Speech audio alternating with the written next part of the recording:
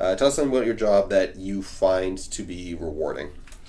Well, being a personal trainer, I'll talk about one of my clients. She started about 2 months ago, Okay. and this is a woman in her early 40s, and she'd be like struggling to lift 25 pounds, and we trained the basic movements, and she came back several times and just like, man, I could carry all the groceries back in one go.